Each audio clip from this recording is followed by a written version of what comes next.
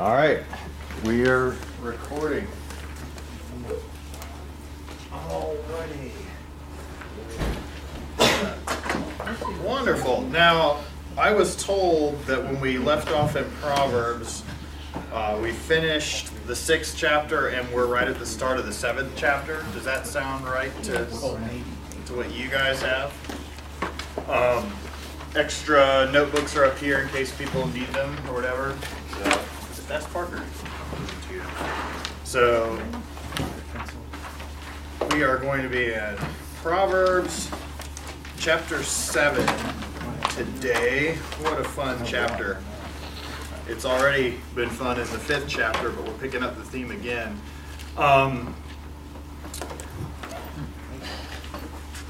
Let's make some introductory remarks while you guys are all getting there. One of the things that I'm convinced of when I look at you guys is I am convinced that you are wise people. Okay. By and large, yeah, I really do believe that. At least in one particular area, and I'll tell you what that area is. I've learned in my, be it however long span of life, that it can be very hard to learn lessons from people that are not as old as you. And it can be even harder to learn lessons from people that really aren't all that smart. But I've noticed one of my the Old Testament professor I had that I quote him a lot because we're always doing Old Testament classes here, Doc Smith, he made the comment to us in class one time. He said, "I've never heard a sermon in which I haven't learned something." And to hear him say that astounded me, because if I were to pile up all the books he's written on the Bible, we'd have a massive stack up here. And yet every time, and he would listen to student sermons. He probably listened to high schoolers trying to preach and stuff too. And yet he could make a bold statement like that. You know why? I think it's because he's a pretty wise man. He can look into what people are saying, really think about it, and there's almost always new avenues to explore that we haven't gone through yet. What's the natural reaction? They're young, shrug them off. Or, oh, I heard a mistake, now I question everything that person said. And then we don't really give a good listening. But people who are wise, I think, are able to look through all that. And I know myself, and I know I make mistakes. And the fact that you guys are still here and you're still scrutinizing tells me you must have some wisdom to be able to process this. Good job. I appreciate that. So that's one of the things that we're reminded of today. I was talking to someone who said he was talking to another person about wisdom. And this particular person, I think, comes from a Jehovah's Witness background. Is it okay that I bring this up, you think? Okay, all right, good. Well, no names or anything like that. I'm sure you guys have no idea. But they made the comment, they said, hey, look at Proverbs and what it says about wisdom, wisdom being there before, while the earth was being created. And they made the comment, where was God before the world was created? What was God doing? What was created before creation? It seems to be the implication. Now, to me, I see a number of problems here with where we're trying to go. My understanding of Jehovah's Witness theology is that Jesus is a created being according to their teaching, and therefore he's not fully God. He is a God, he is divine, but he's less than the Father in some way because he's a created being. And so they might pull out Proverbs like this and say, hey, look, see, wisdom was there back in the beginning, so wisdom must have been created, before the creation. Well, just because wisdom was around before creation does not imply that it is itself a created thing, right? Can you imagine God without wisdom? Is that even a possibility? No. Don't you think if God is all truth, wisdom is just wrapped up in the nature of who he is? Isn't that what we're saying here? So, yeah, wisdom is just wrapped up in who he is. It wasn't something special that was created. And by the way, to suggest where was God before creation, Well, hold on. Where was anything before creation? There was nowhere to be before creation. So, you got to think these things through. But we don't want to go down these roads. Why was this being brought up? Probably because, and I'm mentioning this because we had a good discussion, and I think it helped sharpen us all. Is it in Colossians or another New Testament book where it talks about Christ and it says he is the image of the invisible God, the firstborn over all creation? And it talks about Jesus' presence back at creation, but a lot of people can misunderstand that passage and say, oh, firstborn over all creation. Or some translations say firstborn of creation. Look, Jesus was the first thing God created. That's what it says, right? It says he's the firstborn of creation. Well, if you just want to pull that passage out of context and look at it, you could try to make that argument, but you're going to run into a bunch of other scriptures that contradict. So what is that passage saying? Well, what do we know about the firstborn? Let's bring the background in. If I lived in Old Testament days and I am the firstborn son, what happens when my father dies to me? As far as inheritance goes, what do I get? The blessing. I get the blessing, I get the double portion. I'm the manager of the estate, essentially. I am, for all practical purposes, just as powerful as my father was. For all practical purposes, that is who I am, because I am a firstborn, and that is absolutely very significant. So when we say in a context where people understood this, Jesus is the firstborn, we're not talking about Jesus is the firstborn of a group of creation things. We're saying he's the firstborn of his father. What does it mean to say that somebody is a firstborn of God? That means he's equal to the Father. He's not exactly the same as the Father, but he is equal to him, right? That would be what the word firstborn would imply. So Jesus being the firstborn, why mention creation? Because that is what he is ruler over. He is firstborn over all of it. So anyway, all this rabbit trail that we discussed is trying to be taken from a passage in Proverbs about wisdom existing before the world was made. And so I think it's fair to bring this up just to see, when you're not careful with looking at Scripture or thinking one little thing through, how easily can you be led down a wrong path? Yeah. I'm so sorry, but you give me an opportunity to say something I wanted to say publicly anyway. Jack brought up a good point the other day when we were going through the book of Acts. It mentions that Jesus is the firstborn from the dead, and he is not the first one to come back to life, but it's the same point you're making. He's the most significant one. So it uses the exact same phrase when we know he brought people like Lazarus back to life. So he wasn't the first one back from the dead. Right. But thank you. Thanks. Thank you, Jack. Appreciate that. All right. So let's get into the 7th chapter of Proverbs. We got some warnings coming up. There again, wisdom is talking to the child. The son is being pictured here, so we're looking at a parent-child discussion is what the picture is. And what we have, question number 1 is going to breeze. Well, let me go ahead and start off reading from Scripture. It says, "My son, keep my words and store up my commands within you. Keep my commands and you will live. Guard my teachings as the apple of your eye. Bind them on your fingers, write them on the tablet of your heart. Say to wisdom, you are my sister, and call understanding your kinsman. They will keep you from the adulteress, from the wayward wife with her seductive words." So, question 1, why is wisdom personified as a sister at the opening of this section? Well, the brother-sister relationship is probably one of the best ways to signify a very, very close, deep relationship that is still perfectly pure, innocent, and above board. There are no other implications wrapped up in it. This is just the strongest kind of family bond that you can have, is the idea. So that's the kind of proper bond that we should have with wisdom. Very, very comfortable with it. Now, obviously, brother, sister implies that a good relationship with your brother or sister. So if you don't get along, then that analogy is not working for you in your mind. But picture if you actually did get along with your brother or sister the way you should, it's supposed to be, the way it's supposed to be. What was the first mistake of the innocent youth the teacher sees out his window? Could somebody read verses 7 and 8 for us? Actually, verse 6 through 8. For at the window of my house I looked out from my lattice, and I saw among the naive a discerned among the youths a young man lacking sense, passing through the street near her corner, and he takes the way to her house.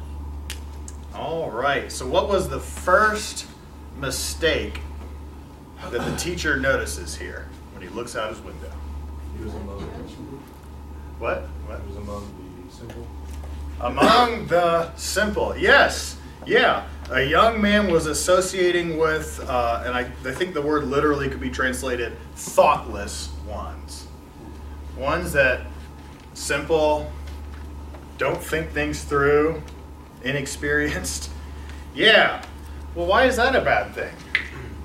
You guys know this, but bad company corrupts good character. Yeah, way to quote a New Testament passage to help explain it all, but it's very, very true. He's associating with not such a good crowd. Now, you guys know this already, but if you want to excel at something, it really does help to spend time with others that do excel at it. This is just a basic thing. What happens if you spend time with a bunch of idiots? Number one, you'll be stupid. But number two, you'll feel really smart, and that's even worse. You'll be so dumb you think you're smart and you're not, really bad things. However, the opposites, which is more fun, to spend their time with people that are not as smart as you or people that are way smarter than you? Well, mature people might answer this different, Some of us probably like feeling like the smartest one in the room. It probably feels good. But with others, we know, man, I want to spend time around people that really know what they're talking about, because that's how I absorb so much more information. So you are strongly affected by who you're around. That's a principle throughout the Bible. And it also very strongly applies to marriage. I shouldn't even have to say that, but in some cases, when people are in the love zone and they're all flurry-eyed and stuff, you want to slap them around a bit and say, whoa, think about this. That strongly affects you. You're not thinking clearly, Some of this doesn't work. Okay, that was the first mistake. Number 3, why should the youth have recognized the intentions of the evil woman who approached him? And this brings us up to verse 12. Can someone read through to verse 12?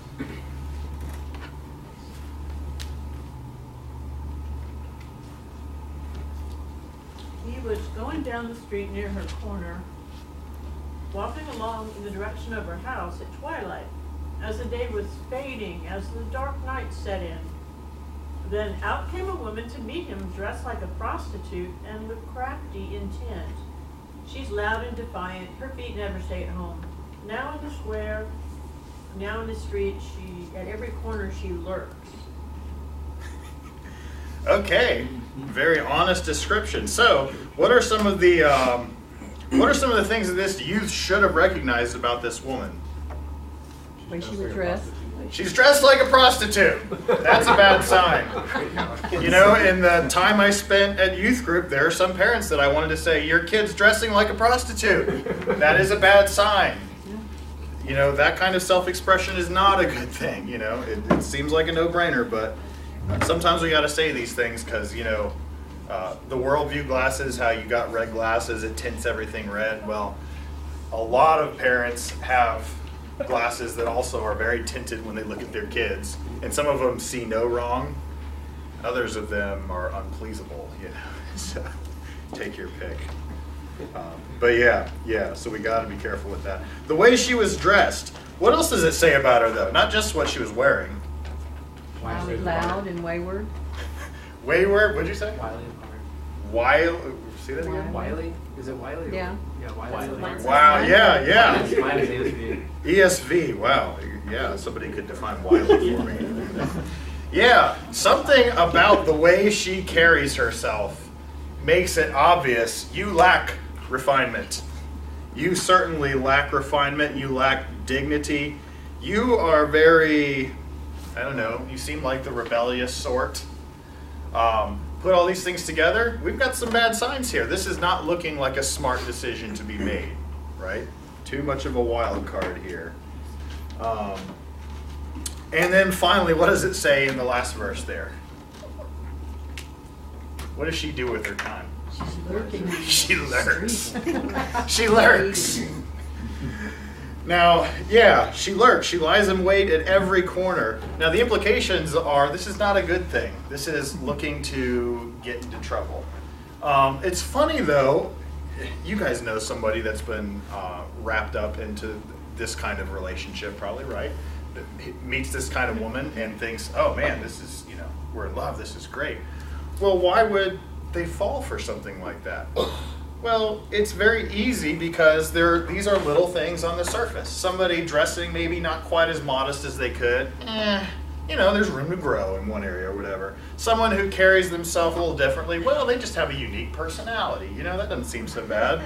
Oh, and they love to hang out. They just spend a lot of time with their friends and stuff, Yeah, each one of these things seems a little bit innocent on its own, but start putting them all together and you see a trend here. And the trend is describing the adulteress, the bad kind of woman. And remember, if you're a woman, reverse the roles. Think about a man that has these kind of characteristics, because the lesson's going to be the same kind of a thing. Question 4, this is a fun one to answer. What kind of enticements did the immoral woman use to lead the young man astray? So, guys, taking a lot of bad steps. First of all, he's hanging out with the dumb ones, the simple ones, the thoughtless ones. Then, there she is, and he's attracted to that girl over there, the one we know, oh, no good, problem, and here are all the signs. She's lurking, she's not dressed right, she's just got no dignity to her. Now, how does it progress from here? What kind of enticements does this woman do to lead him astray? Verses 13 all the way to 20. She took hold of him and kissed him, and with a brazen face she said, I have fellowship offerings at home. Today I fulfill my vows, so I came out to meet you. I looked for you and have found you. I have covered my bed with colored linens from Egypt. I have perfumed my bed with myrrh, aloes, and cinnamon. Come, let's drink in deep love till morning. Let's enjoy ourselves with love. My husband is not at home. He has gone on a long journey. He took his purse filled with money and will not be home until full moon. Very, very bold. This lady is very, very bold. And it's funny how, some people can sin very well. They've gotten to the point where it doesn't faze them. And that can be a shock to someone who's, just simple, I'm just wandering around, I don't know. Well, it's easy to get sucked in. So, big list here. First, what's going on? Well, the woman's bold. She approaches the young man with a very brave approach. The come in and smooch the guy approach. That's pretty bold. So, very, very bold introduction. She takes hold of him and kisses him. Second, she literally, it says, strengthened her face, which would be put on that bold look, that brazen look, that whatever that look is. Women have looks, and they know how to use them. Okay, yeah, I'm pretty sure you all understand that better than I do. So, she gave him the look, and yeah. Third, the woman used the prospect of this wonderful meal to lure this young man to her house. Food. Oh, now we're pulling out all the stops. You get food involved. She knows what she's doing. Fourth, woman suggests that, all this food, I can't eat it all myself. She needs someone to share this meal with, and isn't fellowship a good Christian thing? Don't we believe in fellowship and being loving toward one another? And oh yeah, it just sounds so right, So she implies, I need someone to eat this with me. Then she starts being more bold and more tempting because she's hinting when she starts describing her bed. What a nice way to transition into sexual things, starts describing her bed. 6th, she talks about how she had prepared that bed with spices and other things. That would be, we're getting ready for some sort of romantic evening. Maybe that's not how you spend your romantic evenings today with spices on your bed or whatever, but you get the idea. It's culturally the way it would work. So she's doing that. 7th, after that, she's not subtle anymore. She finally says to the young man, come to bed with me. And obviously at this point, you know, once you've dragged somebody in far enough to the trap, you can just let them have it and say, that's it, it's time. You know, come to bed with me or whatever. But if this young man truly is ignorant, and Scripture says he is, or it implies he is, he's associating with simple ones, he doesn't know. So he's probably thinking, oh, temptation, I want to, but I don't know about this. So she, 8th, tries to alleviate any fear that this young man might have by saying, hey, my husband's gone. He took all that money with him. He's going to be gone for a long, long, long time. In other words, this is guilt-free. You're not going to get caught. So she's trying to sweeten the deal in a sense to say, hey, listen, even if it is wrong, it's just one night, you know? It'll be done and over with, and you'll always wonder, you know, if what could have been, you know, that sort of reasoning. So all these things come together.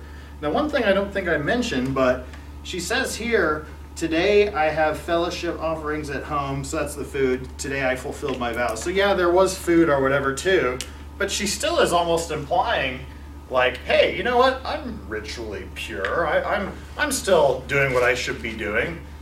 It's almost like, hey, we can still be good spiritual people even though we indulge in a little sideline activity, right? We can still fulfill some of God's laws for us. And boy, what a dangerous thing to think, oh man, you know, I can be a person who has a 99% pure body that only takes 1% of the most deadly poison known to man and injects it in myself. Only 1%, 99% pure, that's okay. That's not how sin works. I mean, that is how sin works. You can't take any of it. It ruins the whole thing. It's a disease. So this woman is working hard on this simple man, and wisdom would have really saved him a lot of grief. Number 5, what are the steps that led to the ruin of the innocent youth? Verse 21, verse 22. With persuasive words she led him astray. She seduced him with her smooth talk. All at once he followed her, like an ox going to the slaughter, like a deer stepping into a noose. All right, so how did she do it? What were the steps? Seductive speech. Yes, she had persuasive words, and her words caused the guy to just kind of yield his mind and go for it. Yes, so persuasive words, her words drew him away. That would be the second thing. So persuasive words, then drawing him away toward her house. And then the third thing would be how the youth, he just goes after her suddenly. It's not as though like, let me take my time and think this through or whatever. After a while, it's like, okay, logic is not helping me here. I got to throw it out and just go with it. I got to indulge fast, or else I might realize how stupid I am. You know, so goes after her suddenly. Would be the last part there. I love the way it's described, though. You know, a lot of people, no, not a lot, probably everyone in that moment would see themselves as like, oh, you know, this is going to be the time of my life. This is going to be amazing. This is going to be whatever, you fill in the blank. But wisdom says, oh, I've got some descriptive words for it. Yes, an ox headed to the slaughter. A deer stepping into a noose. What does an ox think right before he's walking into the place where he's going to be slaughtered? He has no idea. Yeah, I'm pretty sure he doesn't realize it, you know, and same thing with the deer. Seeing the way deer react to headlights seems to tell me a lot about the mind of a deer. I don't think there's a lot there. I think it's very reactive and not knowing. And so these things, they don't see it coming, but when you see it coming, you know, oh, that's bad. Or, you know, say squirrel in the car, if that analogy works, same idea. That's what it really is like. And people who've been through this sort of thing, I think they will tell you. If they're honest, they'll say, yeah, I messed up, and that's a good description of what this is. It's terrible. Why did the teacher think it was necessary to offer such a strong warning about sexual immorality? Verse 26 and verse 27. Many are the victims she has brought down. Her slain are a mighty throng.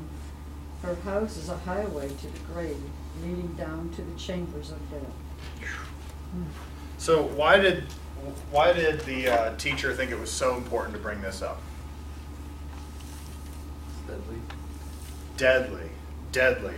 It is incredibly deadly. And how common is this sort of tactic? Very common. All right, this is one of those situations where I need to be careful not to say names or anything like that. But I was talking to someone who was a preacher far away. So this situation you guys wouldn't know or anything like that. But this preacher was describing to me, I was asking them actually, it was in the context of someone who was unfaithful to their spouse, a preacher who was unfaithful to his wife, and we were discussing this. And this preacher said, yeah, growing up, all the years I spent preaching in this particular town, this particular area, there are I can think of about 10 different guys that preached at the various churches around me. Only one of them didn't cheat on their wife. In that whole area. And we're talking conservative, Bible Belt, strict, good teaching churches. So, why should wisdom warn us about this? Well, obviously, it's a very successful tactic. It has been working for a long time, and it seems to be slipping its way through. So, we've got to watch out for it. Got to constantly be on guard for it. In what sense? We're in the 8th chapter. Oh yeah, another thing that's important to bring up. 1 Corinthians, the 6th chapter, is a good one when it talks about the dangers of sexual immorality. Does anyone remember off the top of their head what it describes in 1 Corinthians 6 when it says that we'll say a person sleeps with a prostitute? That's the example given in 1 Corinthians 6. What does it say about those two? They become one. So in some really unique way, the two are joined together. 1 Corinthians 6 makes it very clear that there are all kinds of sins, but sexual sins are in a category of their own. There's something unique about them, very powerful about them. And that's why we need to be all the more on guard against them, because the implications of them are very, very strong. They're not something that you can ever really undo. Yeah, God forgives. We're not questioning God's grace and His forgiveness, His mercy. That's wonderful. But you don't just undo the effects of that overnight. That stays with you. So why did the teacher... we already did that. So in chapter 8, in what sense are wisdom's words plain? Verse 9.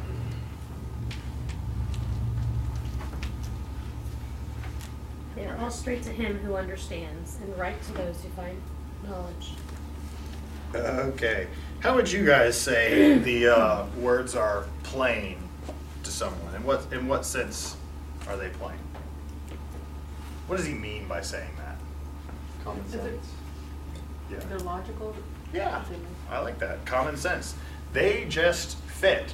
If you're the kind of person that loves wisdom, and the Hebrew expression is literally in front of. The person who is inclined towards being wise, if this is the kind of person that you and I want to be, these words of instruction, words of wisdom, are not very far away. We don't have to go searching way far in the great beyond to find them. They are literally right in front of us. It's there it is. It's one of those seek and you will find things. So in that sense, wisdom's words, they're plain. They just make good sense to the person who understands, who is inclined towards that. How valuable is godly wisdom? Verse 10, verse 11.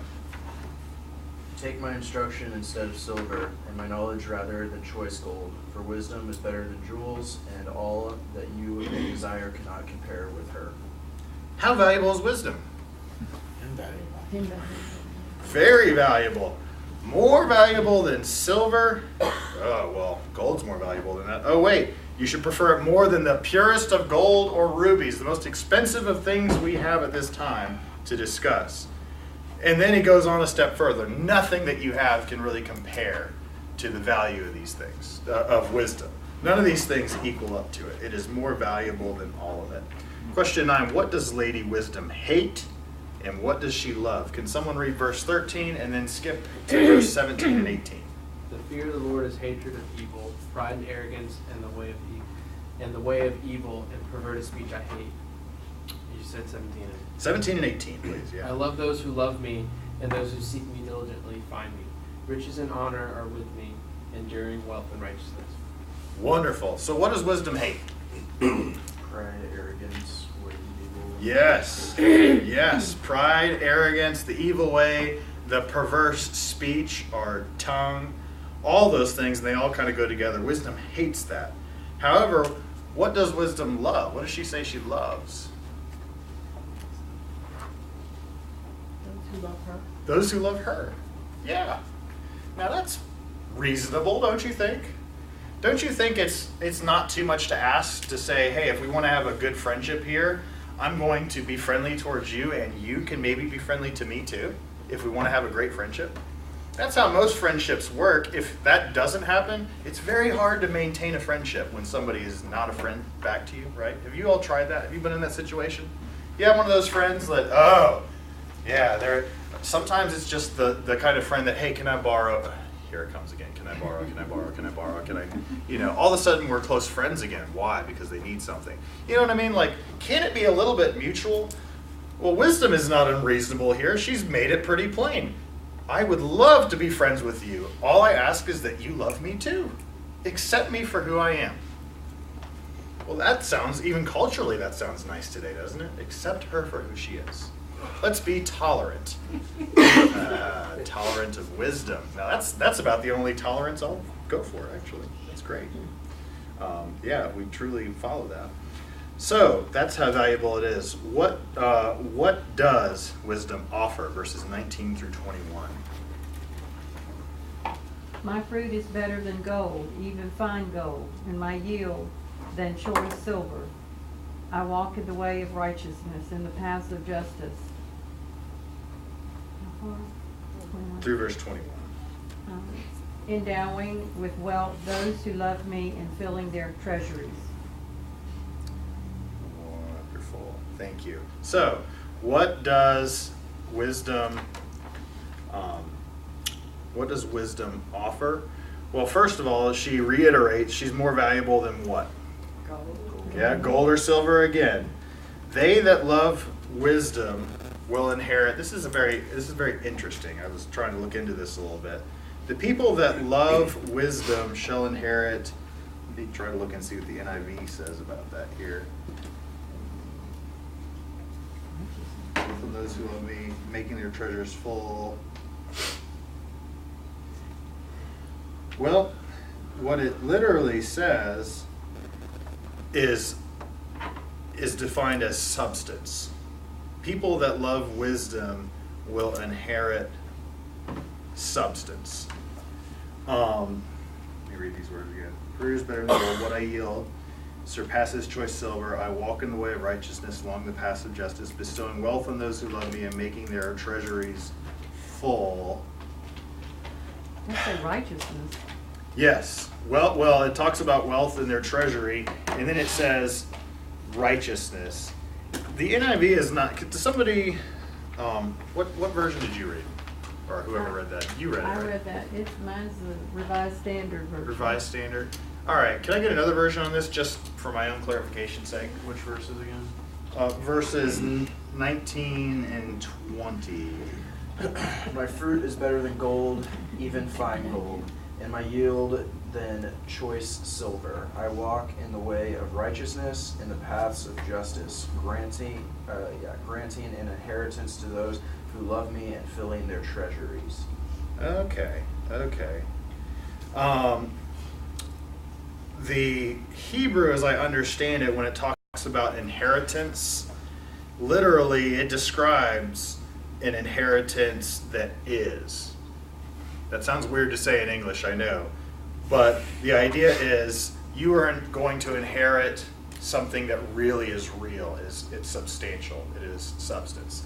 So as best I can tell, the English versions are just kind of saying inheritance to keep it broad so that because we all understand kind of what an inheritance is.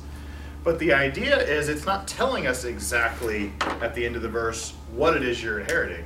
It's just the Hebrew word for this is it. There it is. You know what I mean? God said there was light, and there it was. You know what I mean? It's that word. So what is it suggesting?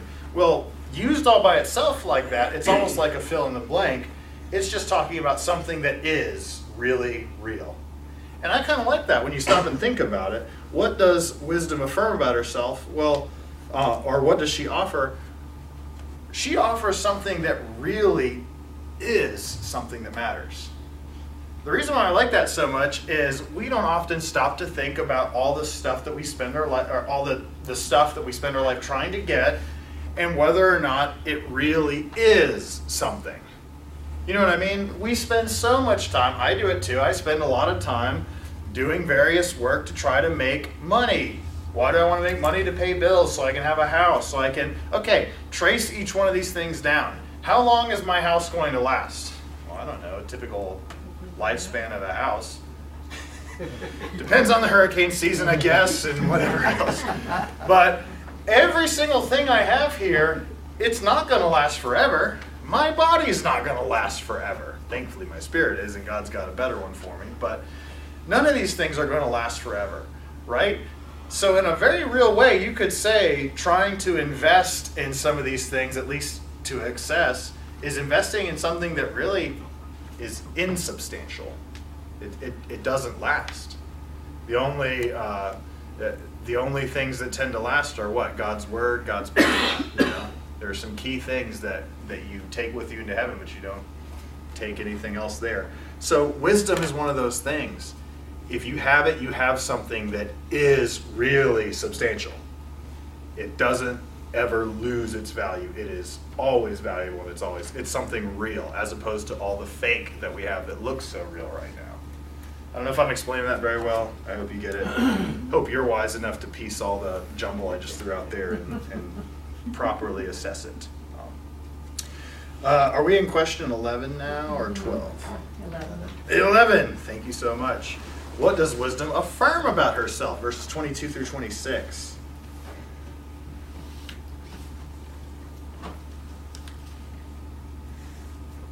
The Lord possessed me at the beginning of his way, before his works of old. From everlasting I was established, from the beginning, from the earliest times of the earth. When there were no depths, I was brought forth, when there were no springs abounding with water. Before the mountains were settled, before the hills I brought forth, while he had not yet made the earth and the fields, nor the first dust of the world. Wonderful. So, what does wisdom affirm about herself? Everlasting. She existed before creation. Wisdom existed before creation.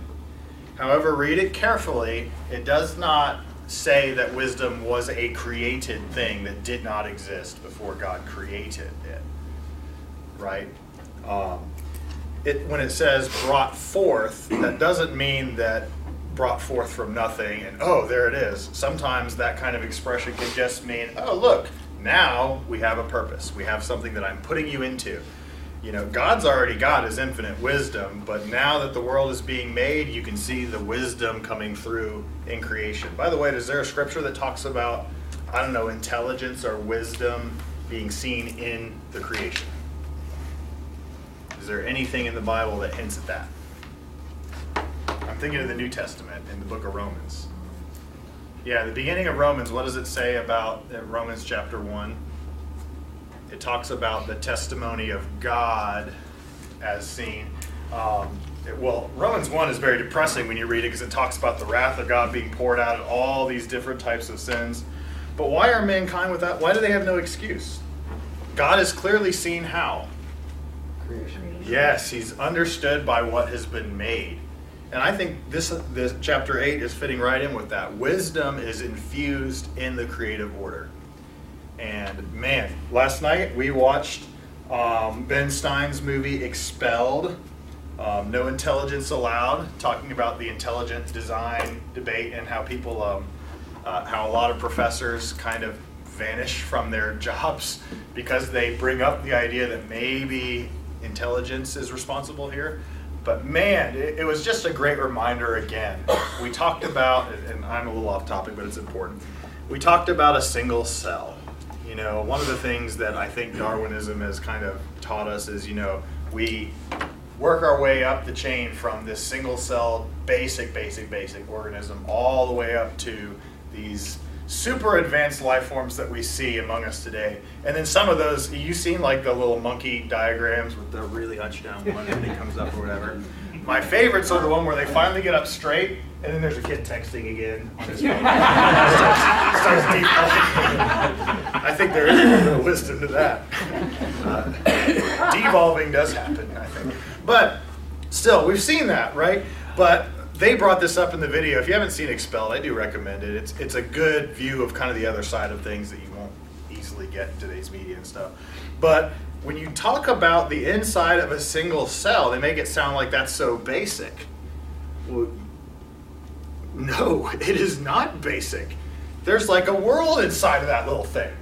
One of Lee Strobel, in his Case for the Creator, you can watch YouTube videos on this too. He goes into some of the things that he's learned about the single cell. One of my favorites being a little bit, I'm not the best at this, but I know a little bit about engines or whatever.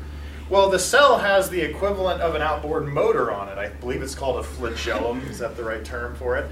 It's basically an outboard motor that propels this thing. And when I don't remember the exact details, but it, for its size, has an amazing amount of horsepower. It can dead stop and then reverse itself in no time flat. And if we try to do that with a modern day engine, the best of them will get ripped apart. They're not made to just dead stop at high RPMs and then rip the other way and stuff. They can't do that. And yet a single cell is propelled by that complex of a motor. And that's just the little motor inside of the world that we see inside of that thing. And that just happened. How did it happen? Oh, some great answers that they're giving. What did they say? It piggybacked off of crystals. That's what it was, right? How did the first cell get here? Well, we believe they piggybacked off of crystals somehow.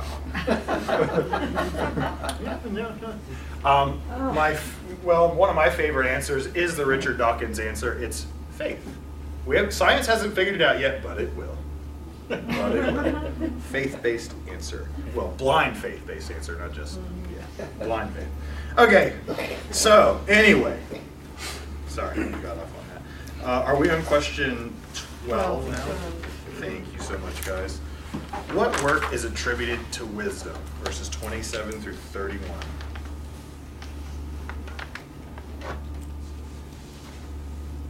I was there when he set the heavens in place, when he marked out the horizon on the face of the deep, when he established the clouds above and fixed securely the fountains of the deep, when he gave the sea its boundary, so the waters would not overstep his command, and when he marked out the foundation of the earth. Then I was the craftsman at his side.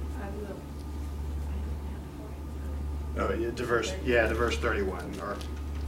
So you're almost there. I was the craftsman at his side. I was filled with delight day after day, rejoicing always in his presence, rejoicing in his whole world and delighting in mankind. Wonderful. This kind of terminology, I like it because you've heard of the term anthropomorphic language. It's when God talks about, is my arm too short to save you or too weak? Well, God doesn't have a physical arm. It's just an expression using it, a male arm or a person's arm. It's picturing God as if he was a man. Would he be too weak to do this job? Well, we're doing that with wisdom here. We're picturing wisdom as if she was the co-worker or the helper or the tools, what have you, that God is using for creation. It's a neat little picture. So what work did she do? Well, a bunch of things there. Wisdom was cooperating with God as the craftsman, witnessed the progressive formation of the universe. She was filled with delight. She rejoiced when this world was being made habitable. And literally it says she was there when God, quote, set a circle on the face of the deep. Set a circle. I believe the translation read said something about the horizons of the deep. And that's probably a good way to understand it. I was looking into this for a little while, and I'm not sure. The only answers I found were basically suggesting that this is probably just talking about when you look around, you see the horizons of the ocean, things like that. But one thing that is neat about Scripture is sometimes people look into these little phrases like, here, I set a circle on the face of the deep. There's a reference in Scripture to what is called the pathways of the seas. And that led to a scientific discovery of underwater currents that existed, right? Yeah. People didn't know about that before. And how was it discovered? Well, one guy was studying his Bible and he read about the pathways of the sea and he thought, what does that mean? What are pathways of the sea? And he did more investigation and he found out, underwater currents exist. So sometimes I'm not saying this will lead to anything astounding, but it's neat to see if you ever have a whole lot of extra time and you want to dig into the idea of some of these terms, you might discover something that mankind, knew a long time ago because God told them, which is really neat. What is meant by watching daily at wisdom's gates? Verses 32 through 35. And so, my children, listen to me, for all who follow my ways are joyful. Listen to my instruction and be wise, don't ignore it. Joyful are those who listen to me, watching for me daily at my gates, waiting for me outside my home. For whoever finds me finds life and receives favor from the Lord. Wonderful. So what does it mean watching daily at the gate? Well, multiple options have been given here, so I want to give them to you. It's been taken to refer to an eager student that's waiting for the door to open up for their teacher to appear. So a student waiting for a teacher is one view. Another view is clients who are waiting at somebody's, at like a rich person's door, waiting for them to pay up or to help them out or whatever, almost like attacking them or whatever. So it could be poor people trying to get help from a person who's greater and has an authority or help ability. Number 3 is it could be talking about Levites guarding the doors of the temple. It could be appealing to that sort of picture as these workers guard the doors of the temple. Or it could be the idea of a lover at his beloved's gate. In other words, it's waiting around saying like, I just can't wait to see her. I want to see her. So he's like waiting at the house saying, she's going to be here any minute. I know. She's coming. She's coming. So take your pick. I'm not sure which one exactly is in mind, but they all have a very similar idea. We are eagerly waiting for this to be here. We want wisdom to show up. We are looking for her. And I'm going back to what my professor had said when he said that he's never heard a sermon that he didn't learn something. I would submit that he has this principle down. He's very good at watching for, he's looking for wisdom. Because I'll tell you what, I will still tell you to this day, I've heard plenty of sermons that I didn't learn a single thing from. I preached some of them too. I probably did. Yeah, so it's that skill. Like, are you eagerly watching for it? Are you trying to learn something? So you're going to be blessed if you do. And that leads us into chapter 9. I do want to get started in the 9th chapter. What is the point of the description of the house of wisdom in the first 3 verses of chapter 9? Wisdom has built her house. She has hewn her 7 pillars. She has slaughtered her beasts. She has mixed her wine. She has also set her table. She has sent out her young women to call from the highest places in the town. Okay. So what do you think the point of mentioning a house like this would be? Kind of strange. Well, first of all, what can we imply about this house? Is this house a very closed off kind of a house or not? Some people shake their heads no. Why do you think it's a very open and inviting house? Because it just has 7 pillars, not walls. Okay, well, pillars holding it up. And by the way, is there any significance to the number 7 in the Bible? Yeah, a lot of times that is the number of completion or perfection. So it could mean, not sure, but it's possible to say, hey, I've really perfected this place.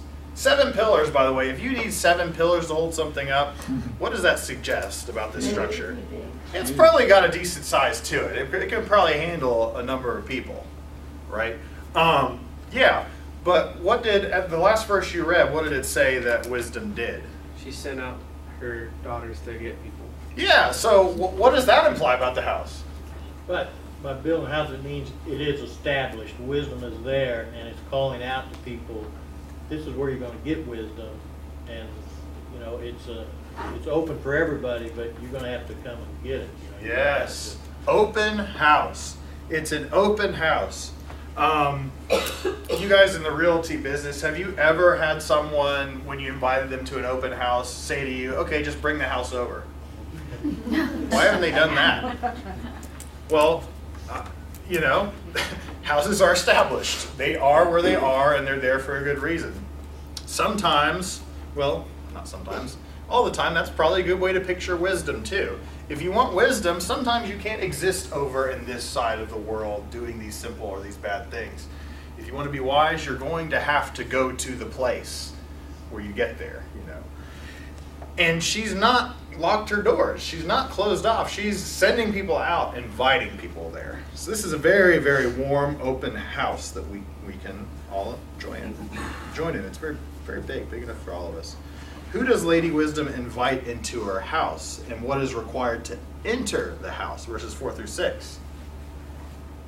Whoever is simple, let him turn here. To him who lacks sense, she says, come, eat my bread and drink my wine I have mixed. Leave your simple ways and live and walk in the way of insight. Okay, so who does she call specifically here? Simple-minded. Simple ones, thoughtless ones, the ones that aren't thinking. And what do they have to do? Stop being simple. They've got to leave. Yeah, they've got to leave that mentality. They've got to leave that crowd. You cannot stay simple or ignorant if you want to progress in wisdom. So she invites them. Come on out. I'm prepared for you. Who are excluded from the house of Lady Wisdom? Verse 7. Anyone who rebukes a mocker will get an insult in return. Anyone who corrects the wicked will get hurt. Okay, so who does it sound like is not going to be in this wisdom's house? Scoffer. Mm-hmm. Someone deliberately evil or deliberately wicked is not going to fit in well at the house of wisdom. Not going to fit in there at all.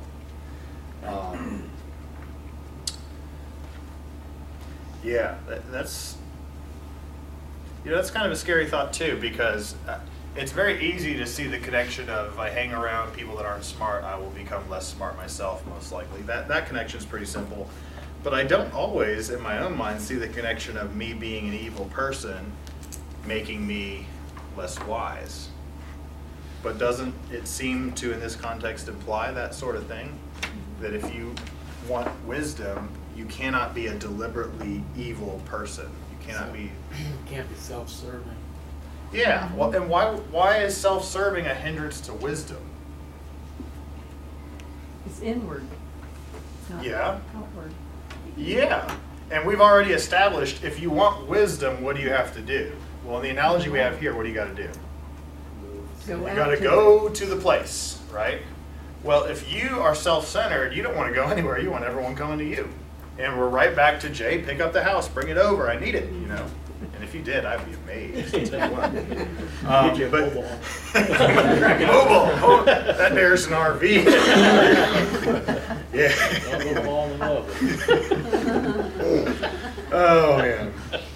Okay, what question are we on? Thank you. Why is reproof wasted on scorners? Verses 8 and 9. He will hate you. Yeah. Somebody read verse 8 and verse 9. Do not rebuke mockers, or they will hate you. Rebuke the wise, and they will love you. Instruct the wise, and they will be wiser still. Teach the righteous, and they will add to their learning. Wonderful. You're spot on. They'll hate you. They'll hate you. So this is a very great indicator for us to look at ourselves, you know? How do I know if I'm a wise person or one of the people who are not, just a scorner or whatever? Well, how do you respond to criticism? Man, that's kind of hard, isn't it? Because I'll tell you what, criticism is not easy to respond to. It doesn't feel good at all. But people who are just going to hate it, what is that called? Well, in a debate, it's mudslinging when they're just assaulting the character of the other person. They don't want to change their view. When you're mudslinging, you don't care about changing or being smarter or wiser or any of that, right? But the person who's wise actually does care, and so they're going to carefully consider what's being said. What incentive does wisdom offer to those who pursue her? Verse 11, verse 12. For by me your days will be multiplied, and your years will be added to your life, or years will be added to your life. If you are wise, and you are wise for yourself. If you scoff, you alone will bear it. Okay, so what's the incentive? What offer is wisdom giving us? Years to your life. Live longer. Live longer. So isn't that odd? If you want to really care about yourself, quit caring about yourself and start caring about wisdom. And if you do that, you yourself are going to live longer. Isn't that the weird paradox that we have as Christians all the time? Like, God talks about humility. God opposes the proud but gives grace to the humble. Well, how are you ever going to be successful if you're humble? Well, what about a man named Moses? The Bible says he was the most humble person around at that time. Was Moses successful? Yeah, he was pretty successful. God has a way of doing these things. We may not understand how he does, but he does. And it's just like, you've heard this analogy too. You want to have a great family and good kids? Well, focus on your marriage then. Focus on your marriage, because that is the most important thing you can do for your kids, is to have a great godly marriage, right? Seems weird. Wait, I don't focus on the kids first and I'll have better kids? Yeah, generally speaking, that's how it works. That's how it works. What is folly? What is folly? And under what figure does the teacher represent folly? Verses 13 through 15.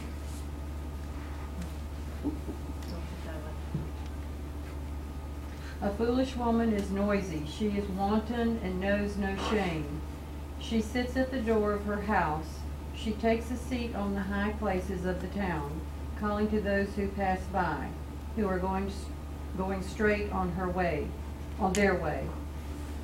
Wonderful. So who is representing folly in this passage? Yes, yes.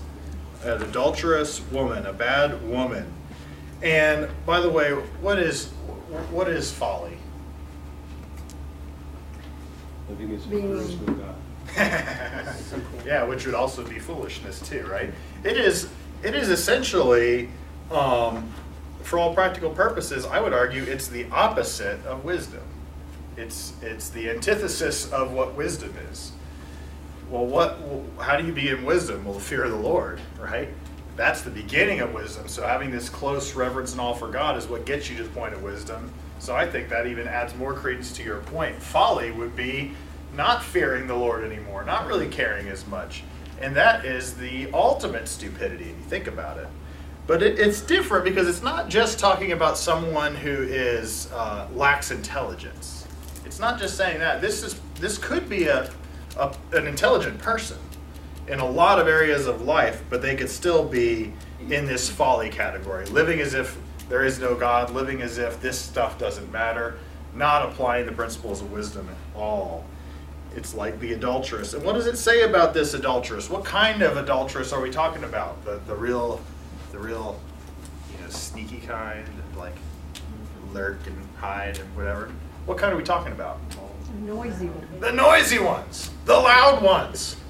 It should be painfully, and to someone who's wise, it is painfully obvious, right? They're not even trying to be that sneaky.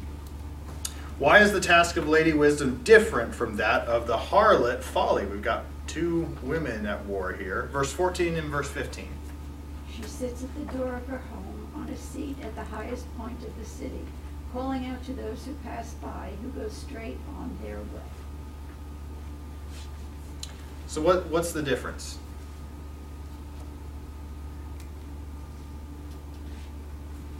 Is there a difference, if you think about it? I mean, they're both kind of doing the same thing. One's calling out, the other's calling out. One is to build you up, the other to tear you down. Yeah.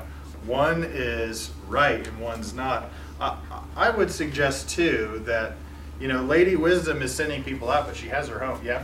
I think also Lady Wisdom's using other people to help her, and isn't, she wants you to come to her, like, to seek wisdom, rather than, the adulteress is like, hey, come over here, hey, like trying to sell something more than anything, and then more like wisdom's like spreading the word of her wisdom and, calling to you in that sense.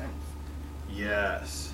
And calling to the one that's straight on their path, going straight Not looking, on their yeah. path. Mm-hmm. Yes. Yeah. Sure seems like, in this case, Folly might be the louder voice, unfortunately. Maybe Wisdom isn't always the loudest screaming voice that people hear, but it's the one that they need to hear. And I would suggest that foolishness really does have a much easier task, because what can foolishness promise? Well, usually some form of instant gratification, something that is just makes you happy right now. Easier. It's so much easier to live a foolish life, to live in folly, than it is to choose wisdom, because wisdom is a challenge sometimes.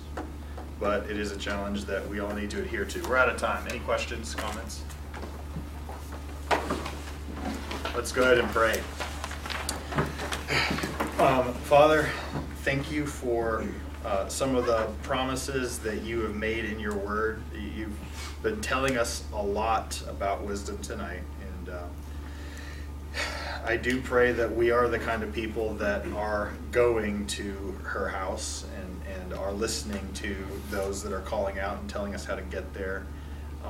God, I remember in your word in James how it talks about asking for wisdom, and that's not a vain request. That is something that you honor if we truly trust you in that. And God, I know that wisdom can be challenging. It might be the kind of wisdom that helps us persevere in really, really hard times and be able to laugh at them and enjoy them somehow in some weird way.